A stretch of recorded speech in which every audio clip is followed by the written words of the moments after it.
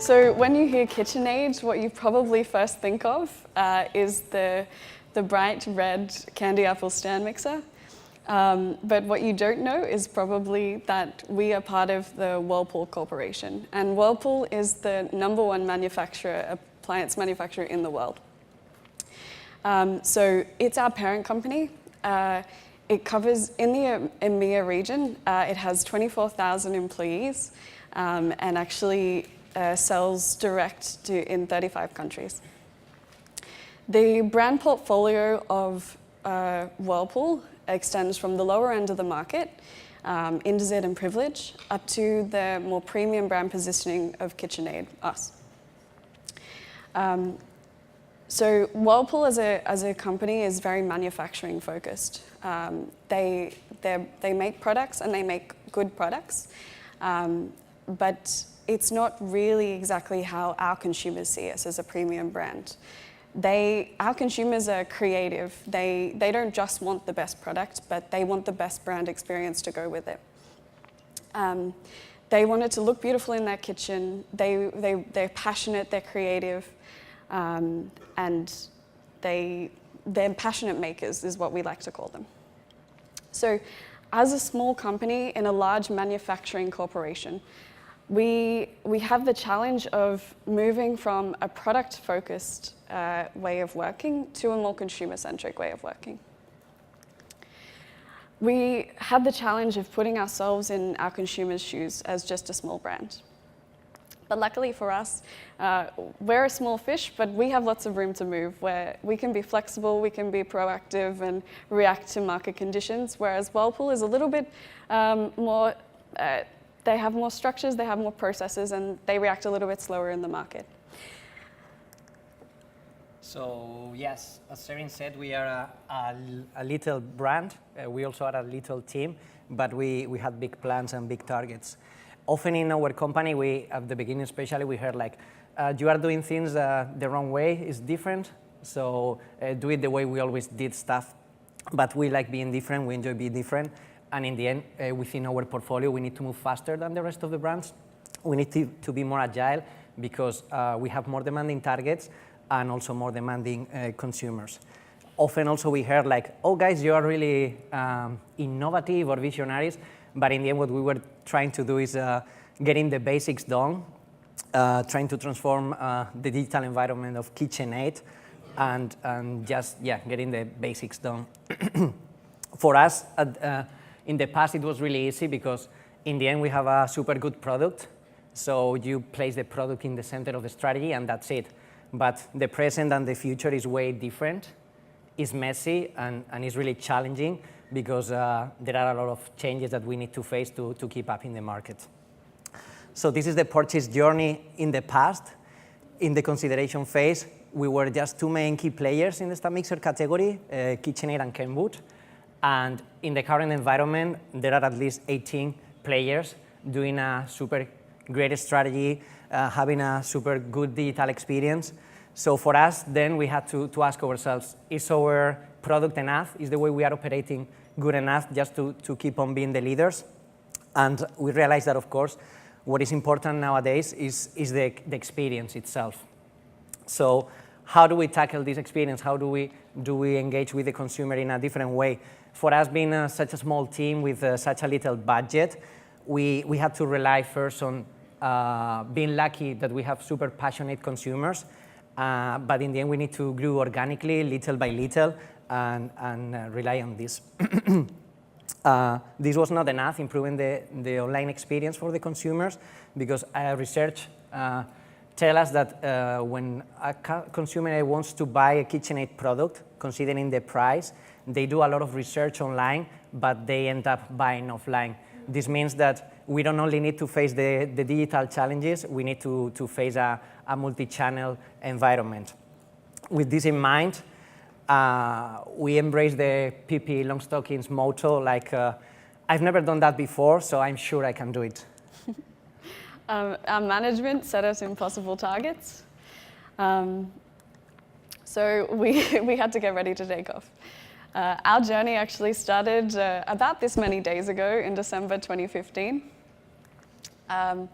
We wanted to go to the moon, or at least our management wanted us to go to the moon, but we were given a pretty clear directive.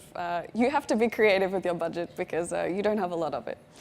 But despite our premium brand positioning, we didn't really have the resources and the budget to do everything that we wanted to do. So anything that we did want to do, we had to do it ourselves. So we got to work focusing on our strategy. We adopted more of a test and fail fast approach. And we had to evolve to a new way of operating within the larger corporation so that we had a lot to achieve and a lot to deliver. So we had to do it really quickly, test quickly, fail quickly, move on. Just a few years ago, we didn't have a digital team. We didn't have a strategy. We had no assets, no e-commerce sites, a very small social media presence, and no CRM. But in a few short years, we have transformed the way our company sees us. And we're starting to tick all the boxes. So it wasn't an easy journey. For 2 years, we focused a lot on this test and fail approach, trialing new things in one market, and if it worked, rolling it out. If it didn't, trying again. But as little by little, we started to see it working, and we started to get more visibility in the company. And once we started to get that visibility, then the company started to put us as a digital team in the 3 strategic priorities of the company. That was when we started to get real budget and were able to do what we wanted to do. So how do we get here? We try to stick to the basics in 4 simple steps. So strategy, what do we want to achieve in a short period of time, but also in 3 years' time? How can we be relevant for the consumer? How can we help them to understand what they need? How can we do it in a creative way because of budget reasons and also because we want to be appealing for them? And in the end, how are we going to have this conversion to gain traction for the stakeholders? The first thing we did was analyzing our traffic. As most of you probably, the main sources were mobile and tablet. And of course, our websites were not responsive back then. So first thing we had to do is to have responsive websites. So we got the first prototype, and we moved from these ugly layouts, non-responsive, to this that is still not amazing, but little by little we were getting there. Of course, this was not enough, so back to the basics again. Bounce rate was still super high, as you can see. So again, start, and we have to really move to a mobile-first design. Nowadays, everything we do, all the content we create has a mobile-first mindset. But again, we ask ourselves, we want to get here, management wants us to get even higher. We are a small team, so we need to, again, rethink the way we want to work. So we started to work in design sprints in order to maximize our efficiency. We like to think that we are like these Google cool kids with yoga pants, but we are not.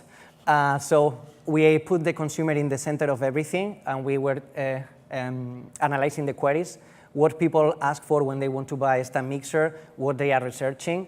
Then afterwards, this was not enough, so we took it one step further, and on our websites, we ask people browsing us, like things like, what do you want, what do you need, what do you expect from us? And we got a lot of super useful insights. One of those was, like, for instance, something that we didn't consider, that in the end, our consumers are passionate about cooking and about baking. So they wanted more recipes, tips and tricks on our websites, something that we didn't have. So with all these insights, we got together in these sprints, we put everything on the table, and we realized that we had so many gaps to fill. But being so little, we had to prioritize. So after prioritizing, we got in this ideation phase that is ideating, sketching, quickly prototyping. And then once we prototype, like in periods of 1 week, we try something. If it fails, we improve it, we try to understand why, and we move forward. So in this quick sprint phase, some of our research was showing that our consumers, they knew the brand, but they didn't really understand exactly how versatile a stand mixer was in our kitchen, in their kitchen. So one of the first things we started with was actually creating a buyer's guide to help educate them and drive the need for a stand mixer. So our traditional path to purchase was category page to product page to basket. So we really wanted to test the hypothesis of what happened when we inserted this buyer's guide into this path of purchase. Actually, what we saw was that people who came through this new path rather than the traditional one, we were converting upward of 90%. And we were directing 179% more people to our store locator page. So just with this new journey, we were able to achieve so much, and we only trialed it in one market first, the UK. But we weren't fully there yet. We had convinced and we had driven need, but some of the feedback that we continued to receive was, you have so many stand mixers, which one is right for me? So we really needed to define a more personalized path to purchase and establish the differences and find out what our customers needed so we could help them. We had so many, when we looked at the whole flow, we had so many colors, sizes, different levels of power. We really needed to help guide them through this. So the solution for us was our Help Me Choose module. So we devised a short quiz that our customers could go through, and that would help them define their path to purchase. So we asked them important questions like, how many people are you cooking for? What is your style? What do you like to make, and what else do you need it for in the kitchen?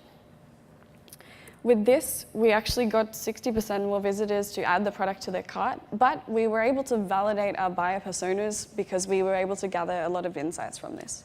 So we found out that 68% were female, 50% were using it to cook for their family, and 27% actually wanted it to match their kitchen. Up until now, our stand mixers were bright red. We had colors, but we focused on the red. We thought that's what our consumers wanted. So from these insights, we started to rework all of our category pages, our product pages, with these consumer insights in mind. So from our insights, we discovered the importance of color. 27% had said that they want it to match their kitchen, so we decided to start trialing limited editions. Last year, when we launched the black tie, it sold out in under 2 weeks.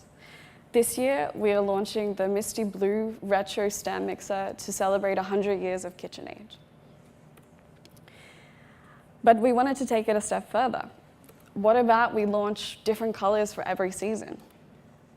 But with over 65 mixer colors and 25 different bowls, it's logistically a nightmare to satisfy all consumer needs and keep these in stock. So we had to think of a more creative and clever way to give the consumer what they wanted, but without having all these stock issues. So we developed our Personalization Module. This module allows our consumers to pick their favorite color, pick the perfect bowl for their kitchen, and even add a personal touch by putting their name or the name of a loved one or a special message on it. I actually think that the Misty Blue one would look nice with like a happy anniversary message. So from all of these content changes, we saw that we had reduced our bounce rate in 12 months from 35% down to 28%. We were measuring that from these small, fast content improvements that we were making and the modules that we were developing, our content was becoming more engaging and more relevant for our consumer. And it was having impacts in other areas. We were growing in our SEO rankings and keywords. And what about CRM? It was kind of the last piece of the puzzle. We had started driving all of this traffic. We were converting more. We were starting to have the right assets, but the part that was missing for us as a premium brand was the full 360 degrees experience. So we worked alongside our amazing master team, thank you guys, to start creating a roadmap that would help us reach this, this premium brand experience that our customers were expecting from us.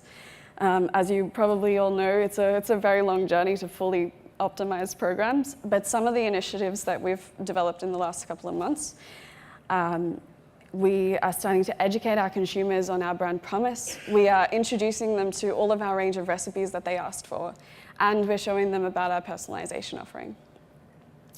We are leveraging on the power of our consumer reviews. We are profiling based on their behavior. If they want stand mixes, then they get this buyer's guide sent to them.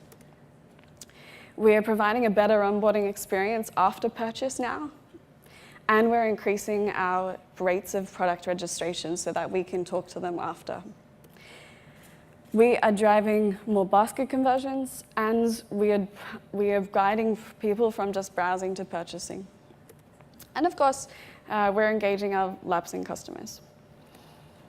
But one of the key things from CRM is that we're also able to measure more about what our consumers want. So with this personalization email we sent a few weeks ago, we could see just in UK that pistachio was a popular color and that our floral bowl was one of the top clicked.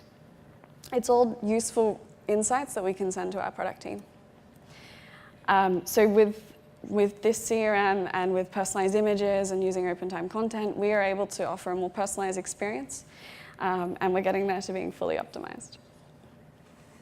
So in the end, sounds really obvious, but what we had to communicate to our stakeholders is that just by improving the experience little by little, the results were there. One good example is just that 1 year ago, the revenue on e-commerce was that, and year to date is 700% more, which is a huge growth, and this is the way we started to gain some traction. But being KitchenAid, we need to be aware that we don't work alone, that we have huge trade partners and distributors that have a higher reach than us, way bigger than us.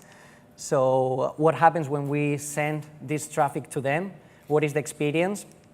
We realized that by testing in some of our distributors, the key players, the content syndication, so providing a seamless experience on our website and on their websites, the growth on the add to basket for them was around 20%, and the revenue grew quickly. So in the end, if you work as a partner with your partners, the results and the hard work pays off. This is on GfK data. Again, if you see on all these key markets for us, last year that was our market share, and in the current year, this is the market share. So it really pays off. So just to wrap up, we just remember that whatever is your challenge in your team, or especially if you are going through a transition, there is no goal big enough, and really nothing is impossible. If you are not failing, it's just because you are not trying enough. So this is about trying, and failing. That's the only way we have to improve, at least in our team. If you play also by the rules, and especially in big corporations, if you always stick to the rules, probably you will not move as fast as you wish. So if you have high targets, to reach them first, you will fail 1,000,000 times. People will be unhappy, stakeholders will be unhappy, but at the end of the day, if you really believe in what you are doing, numbers don't lie, and just by tweaking a few things, basic stuff like, okay, I need to increase traffic, I need to increase conversion, little by little, just communicating properly. Even if you are small, you have the power to really achieve the results you need to achieve. Thank you, everyone.